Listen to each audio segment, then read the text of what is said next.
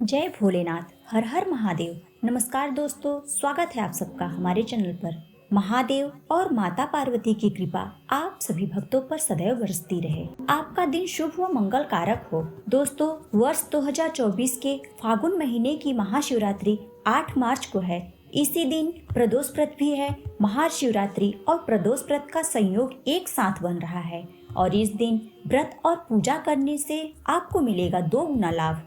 तो चलिए शुरू करते हैं आज की वीडियो शुरू करने से पहले यदि आप हमारे चैनल पर नए हो या पहली बार देख रहे हो तो चैनल को सब्सक्राइब कर ले ताकि आपको हमारे चैनल पर अपलोडेड वीडियो की नोटिफिकेशन मिलती रहे। और आपको हमारी वीडियो अच्छी लगे तो वीडियो को लाइक व शेयर अवश्य करें। हमारी वीडियो को अंत तक देखें व कमेंट्स में हर हर महादेव लिखना न भूलें। महाशिवरात्रि फागुन माह के कृष्ण पक्ष की चतुर्दशी तिथि को मनाई जाती है। इस बार की महाशिवरात्रि बहुत खास मानी जा रही है क्योंकि इस दिन शुक्र प्रदोष व्रत का भी संयोग बना हुआ है।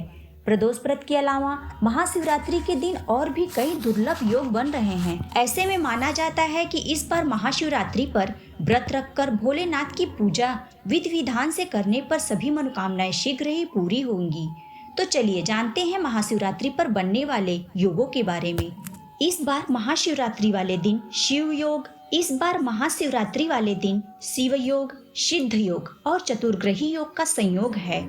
इसके साथ ही श्रवण नक्षत्र शिवरात्रि के दिन कुंभ राशि पर शनि मूल त्रिकोण पर बैठे हुए हैं। इसके साथ साथ सूर्य, चंद्रमा और शुक्र भी विराजमान हैं। यह योग शुभ योगों में से एक है।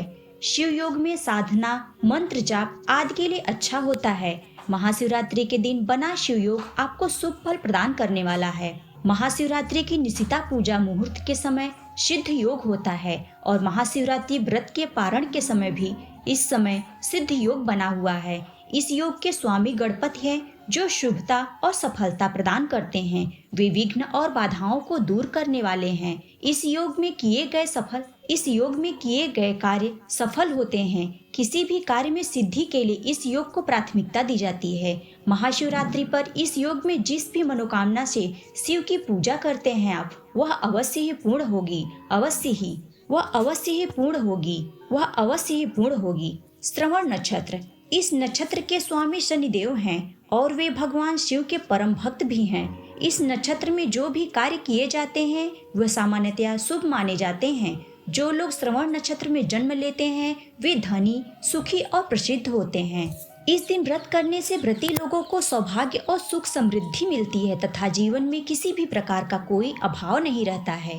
ऐसा माना जाता है कि प्रदोष काल में शिव जी साक्षात शिवलिंग में प्रकट होते हैं, इसलिए इस समय शिव की पूजा से उत्तम फल मिलता है। वहीं शुक्र प्रदोष व्रत करने से शत्रुओं का नाश होता है और महादेव की कृपा सदैव बनी रहती है। चलिए अब हम आपको पूजा का शुभ मुहूर्त बताते हैं।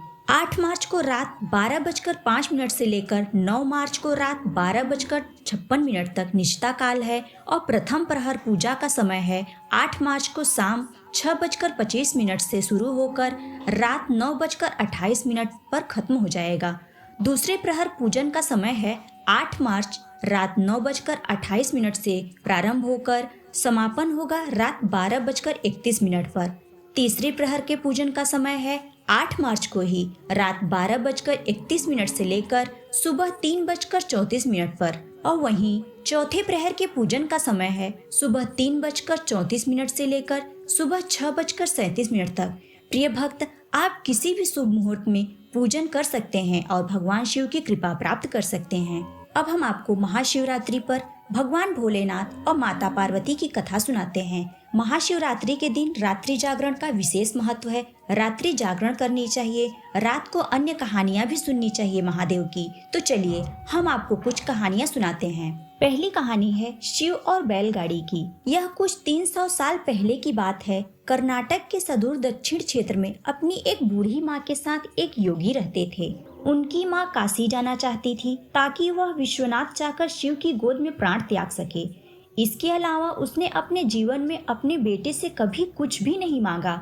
उसने कहा, मुझे काशी ले चलो, मैं बूढ़ी हो रही हूँ, मैं वहीं जाकर मरना चाहती हूँ। योगी ने अपनी बूढ़ी माँ के साथ दक्षिण कर्नाटक के जंगलों से होते हुए काशी के लिए एक लंबी यात्रा शुरू की। वृद्ध होने के कारण उनकी माँ का स्वास्थ्य बिगड़ गया तो उन्होंने माँ को कंधे पर उठा लिया और जाहिर तौर पर कुछ समय पश्चात वह कमजोर महसूस करने लगा, क्योंकि माँ बूढ़ी थी पर वजन में थी। उसके पास शिव से याचना करने के बजाय और कोई चारा नहीं बचा। उन्होंने शिव भगवान से प्रार्थना की कि हे शिव, उन्होंने याचना की, प्रार्थना की कि हे भगवान भोलेनाथ, हे शिव, मुझे मेरे इस प्रयास में विफल मत होने दो, मेरा सहारा बनो। बस यही चीज है मेरी जो माँ ने मुझसे मांगा है। कृपया मुझे इसे पूरा करने में मेरी मदद करो। मैं इन्हें काशी ले जाना चाहता हूँ। हम वहाँ सिर्फ आपके लिए ही आ रहे हैं। कृपया मुझे ताकत दें। तब जैसे ही उन्होंने चलना शुरू किया तो पीछे से एक घंटी की आवाज सुनाई दी, जैसे कोई बैलगाड़ी आ रही हो जिसे एक बैल खींच रहा था, जो थोड़ा अजीब था क्योंकि एक बैल वाली बैलगाड़ी छोटे रास्तों के लिए होती है। जब सफर लंबा हो और जंगली इलाकों से होते हुए हो तो हमेशा दो बैलगाड़ी ही जब सफर लंबा हो और जंगली इलाकों से होते हुए हो तो हमेशा दो बैलगाड़ी ही गाड़ी को खींचते हैं। पर जब आप थके हो तो ऐसी बारीकियों को किसे परवाह। गाड़ी नजदीक आई पर वे चालक को नहीं देख पाए क्योंकि चालक लबादे में था और बाहर धूल थी, धुआं भरा हुआ था। उसकी माँ बीमार थी। तब वह लड़का बोला कि मेरी माँ बीमार है, क्या हम आपकी खाली गाड़ी में यात्रा कर सकते हैं? अंदर बैठे व्यक्ति ने सिर हिला के कहा, हाँ आ जाओ। वे दोनों गाड़ी में बैठ गए और बैलगाड़ी आगे चलने लगी। कुछ समय बाद योगी का ध्यान इस ओर गया कि जंगली रास्ता होने के बावजूद भी बैलगाड़ी इतनी आसानी से बढ़ रही है।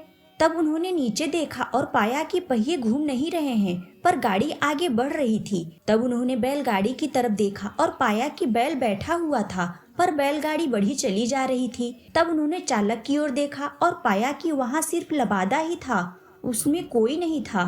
उसने अपनी माँ की ओर देखा। माँ ने कहा, अरे पागल, हम पहुँच गए, अब कहीं और जाने की जरूरत नहीं है, यही वो जगह है, अब मुझे जाने दो। इतना कह के माँ ने शरीर छोड़ दिया।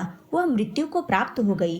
बैलगाड़ी और चालक सब विलीन हो गए। योगी अपने गांव लौट आया। लोगों ने सोचा यह इतनी जल्दी लौट आया है, ये अवश्य अपनी माँ को कहीं छोड़ आया है, यह उसे काशी नहीं ले गया। उन्होंने उससे पूछा कि तुम अपनी माँ को कहाँ छोड़ आए? तब उस योगी ने उत्तर दिया कि हमें वहाँ जाना ही नहीं पड़ा, शिव खुद ही आए थे हमारे लिए। क्या बकवास है, उन्होंने कहा। योगी ने उत्तर दिया, मुझे फर्क नहीं पड़ता कि आप क्या सोचते हैं, वे आए थे, हमारे लिए यही सच है। मेरा जीवन ज्योतिर्मय हो गया है, यह मैं अपने अंदर से जानता हूँ, अंतरात्मा मेरी बोलती है। अगर आप नहीं मानते तो यह आप जाने दो, मुझे कोई फर्क नहीं पड़ता। तब उन्होंने पूछा, ठीक है, हमें कुछ ऐसा दिखाओ कि हम माने कि तुमने सच में शिव को देखा है और वे सच तुम्हारे लिए आए थे। योगी ने कहा, मैं नहीं जानता, मैंने उन्हें नहीं देखा, मुझे सिर्फ एक लबादा दिखा। वहाँ कोई चेहरा नहीं था, कोई शरीर नहीं था, वहाँ कुछ भी नहीं था, वह खाली था। अचानक सबने देखा कि वे खुद वहाँ नहीं थे, सिर्फ उनके कपड़े ही दिखाई पड़ रहे थे। वे दक्षिण भारत के महान संत बने। जहाँ भी वह योगी जाते उन्हें बिना चेहरे के लोग पाते और वह योगी बिना चेहरे वाले योगी के रूप में प्रसिद्ध हो गए। उनकी पूजा होने लगी क्योंकि वे महान शिव भक्त कहलाने लगे, जो उन्हें ही सिर्फ दिखाई दिए थे। यह थी पहली कथा। दूसरी कहानी है, एक समय की बात है, चारों तरफ केवल अंधकार ही अंधकार था। न सूर्य दिखती थी, न चंद्रमा दिखता था, ग्रह नक्षत्रों का भी कहीं पता न था। न दिन होता था न रात होती थी। पृथ्वी, जल और वायु का भी पता नहीं था। उस समय एकमात्र सत ब्रह्म अर्थात सदा शिव की ही सत्ता विद्यमान थी, जो अनादि और चिन्मय कही जाती है। उन्हीं भगवान सदाशिव को वेद, पुराण और उपनिषद तथा संत महात्मा आदि ईश्वर तथा सर्वलोक महेश्वर कहते हैं।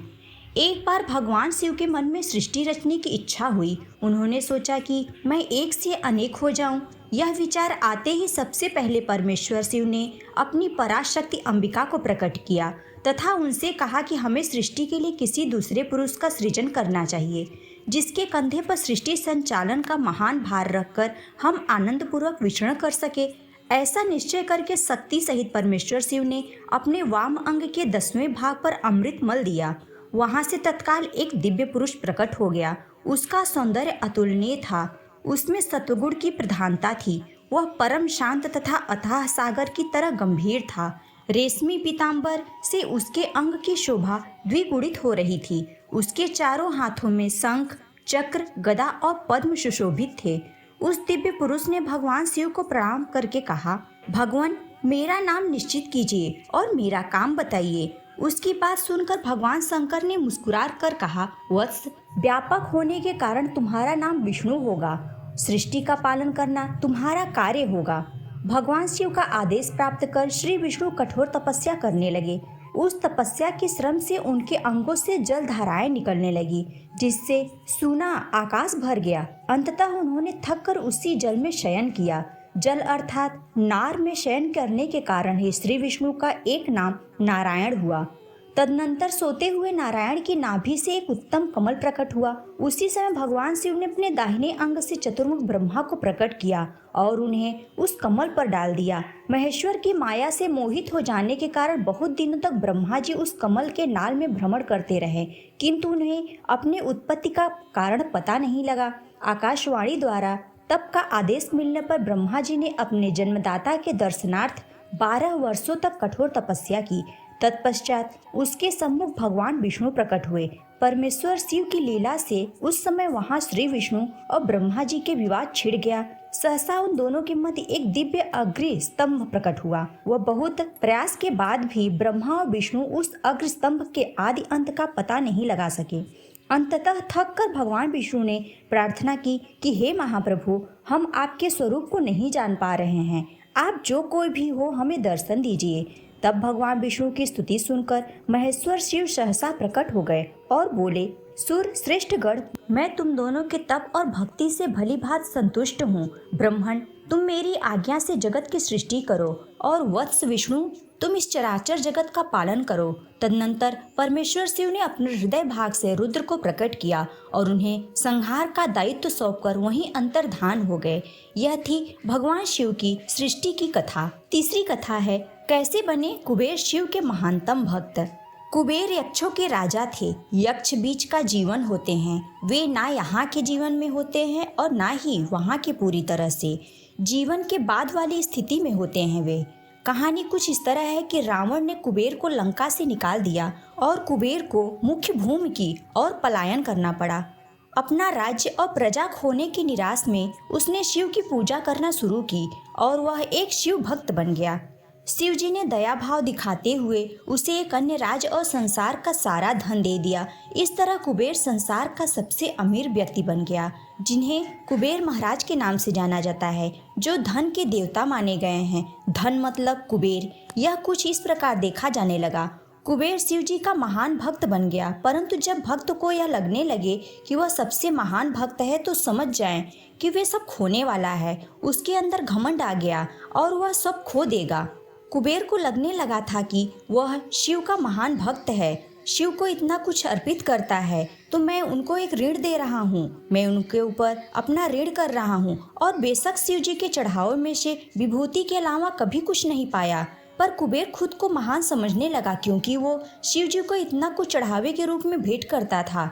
एक दिन कुबेर शिव के पास गए और कहा, मैं आपके लिए क्या कर सकता हूँ? मैं आपके लिए कुछ करना चाहता हूँ। तब शिव जी ने कहा, तुम मेरे लिए क्या कर सकते हो? कुछ भी नहीं, क्योंकि मुझे किसी भी चीज की आवश्यकता नहीं पड़ती है। मैं ठीक हूँ। परंतु मेरा बेटा, उन्हें गणपत की ओर इशारा करते हुए कहा, ये लड़का हमेशा भूखा रहता है, इसे अच्छे से कुछ खिला दो। यह तो बहुत ही सरल है। यह कहकर कुबेर गणपत को अपने साथ भोजन के लिए ले गया। उसने गणपत को खाना खिलाना शुरू किया और गणपत महाराज खाते ही गए। लगातार उनका भोजन बंद ही नहीं हो रहा था। कुबेर ने सैकड़ों रसोइयों की व्यवस्था की और प्रचुर मात्रा में खाना बनाना शुरू किया। उन्होंने यह सारा भोजन गणपत को परोसा और वे खाते रहे। कुबेर चिंतित हो उठे और कहा, रुक जाओ, अगर तुम इतना खाओगे तो तुम्हारा पेट फट जाएगा। गणपत ने कहा, आप उसकी चिंता मत करो। देखिए, मैंने एक सांप को एक कमर में पेटी के रूप में बांध रखा है, तो आप मेरे पेट की चिंता ना करें। मुझे भूख लगी है, मुझे कुछ खाना खिलाएं। आप ही ने कहा था कि आप मेरी भूख मिटा सकते हैं। मैं बहुत भूखा हूँ।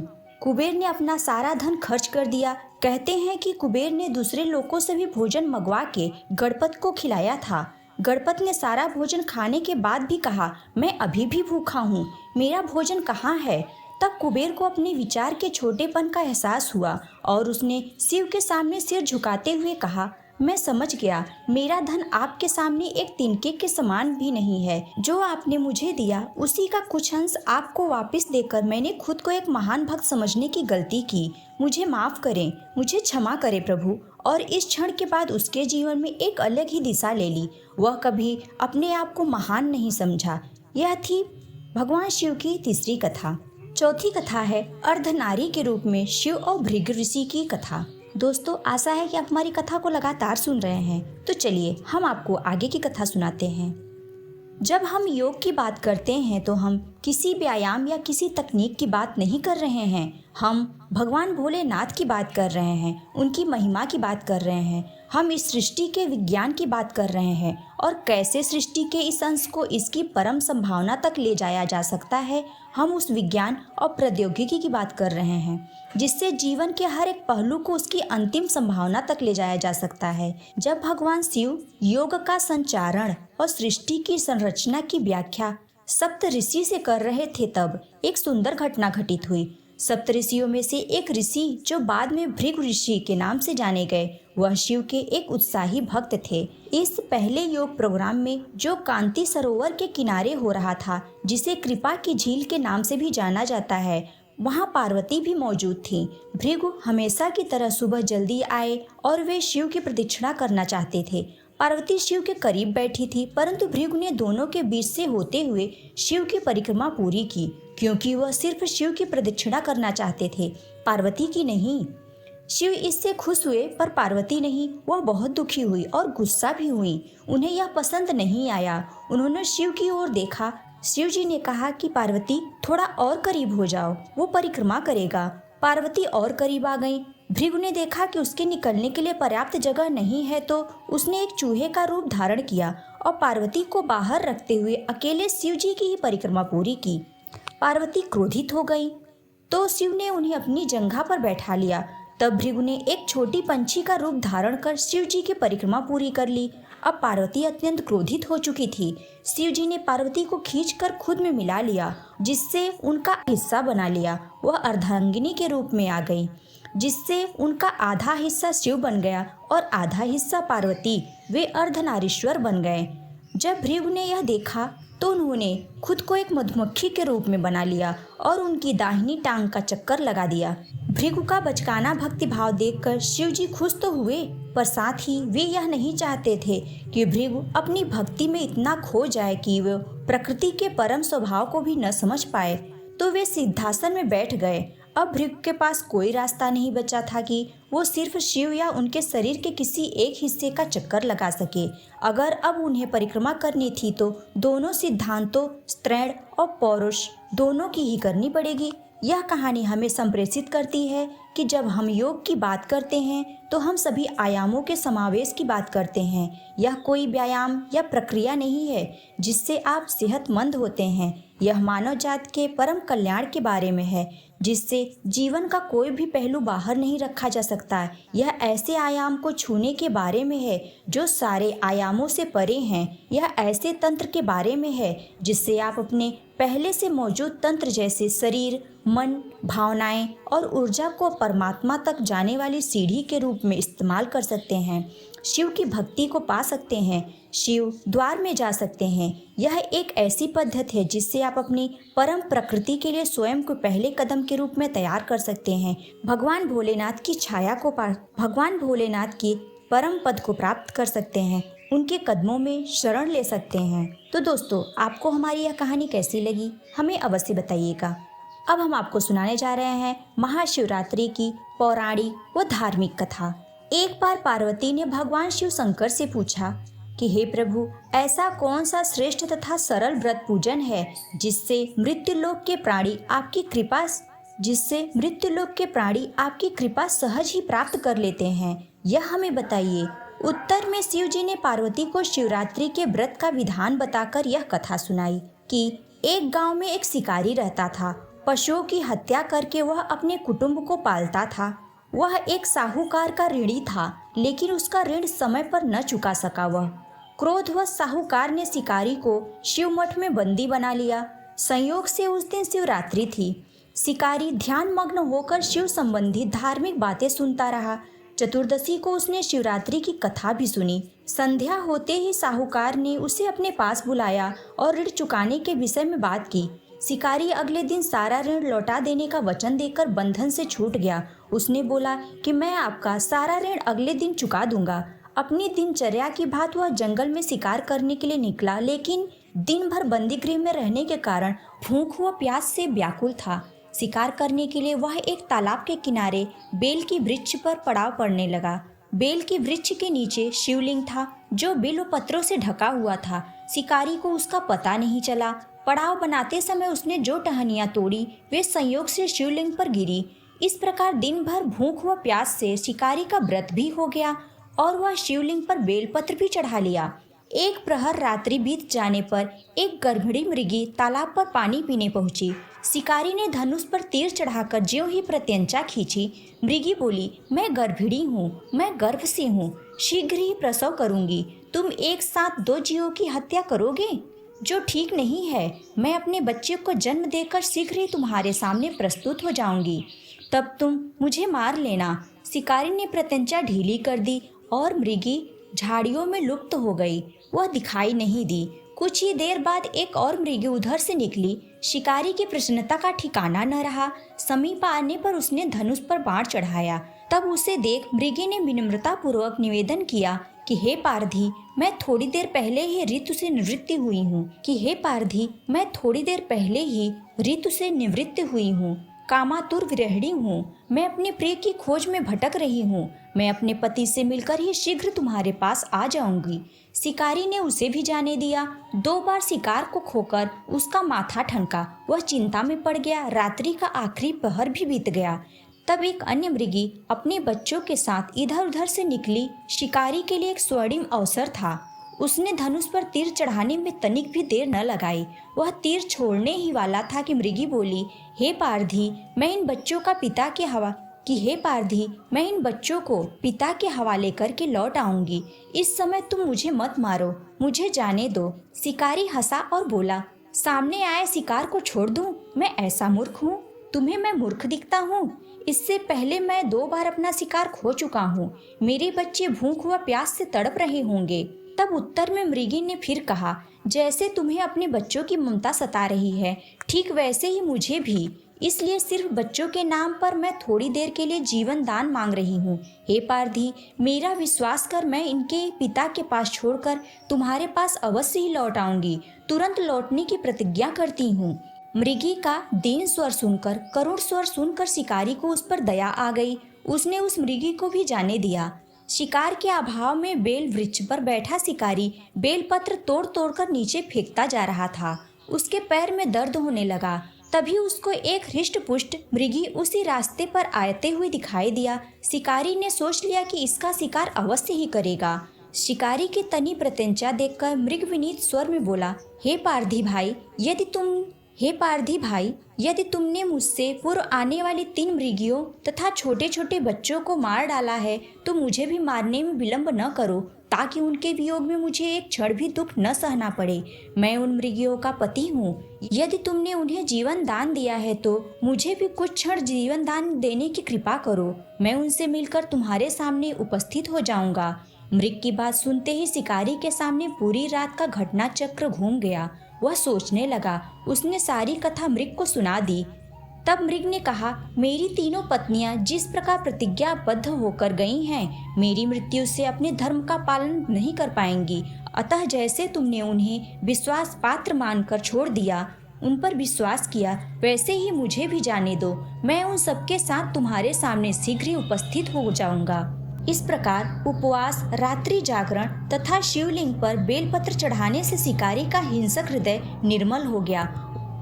उसमें दया आ गई। उसमें भगवत शक्ति का वास हो गया। धनुष तथा बाण उसके हाथ से सहज ही छूट गए। भगवान शिव की अनुकंपा से उसका हिंसक हृदय कारुणिक भाव से भर गया। वह करुण हो गया। उसमें दया आ गई। वह अपने अतीत के कर्मों को याद करके पश्चाताप की ज्वाला में जलने लगा, पश्चाताप करने लगा। थोड़ी ही देर बाद मृग सपरिवार शिकारी के समक्ष उपस्थित हो गया ताकि वह उनका शिकार कर सके, किंतु जंगली पशुओं की ऐसी सत्यता, सात्विकता एवं सामूहिक प्रेम भावना को देखकर शिकारी को बड़ी ग्लानि हुई। उसके नेत्रों से आंसुओं की झड़ी लग गई। उसके नेत्र से आंसू बंद होने का नाम ही नहीं ले रहे थे। उस मृग परिवार को न मारकर शिकारी ने अपने कठोर हृदय को जीव हिंसा से हटा दिया, सदा के लिए कोमल एवं दयालु बन गया। देवलोक से समस्त देव समाज की इस घटना को देख रहे थे। घटना की परिणति होते ही देवी देवताओं ने पुष्प की वर्षा की। इस दृश्य को देखकर देवताओं ने पुष्प वर्षा की। तब शिकारी तथा मृग परिवार को मोक्ष प्राप्त हो गया। इस दृश्य को देवलोक से समस्त देव समाज इस घटना को देख रहे थे, दृश्य को देख रहे थे। घटना की परिणति होते ही, घटना का अंत होते ही देवी देवताओं ने उस पर पुष्प की वर्षा की, पुष्प की लड़ियां लगा दी। से शिकारी तथा मृग परिवार को मोक्ष को प्राप्त हुए। यह थी भगवान भोलेनाथ की कथा। जिस प्रकार शिकारी तथा मृग परिवार को भगवान भोलेनाथ ने मोक्ष प्रदान किया, उसी प्रकार सभी भक्त जो महाशिवरात्रि का व्रत कर रहे हों, भगवान भोलेनाथ उनका और उनके परिवारजनों की रक्षा करें, उन पर अपनी कृपा दृष्टि बनाए रखें। यह थी हमारी महाशिवरात्रि की कथा। आपको हमारी यह कथा कैसी लगी हमें अवश्य बताइएगा और वीडियो को लाइक करना बिल्कुल न भूलिए।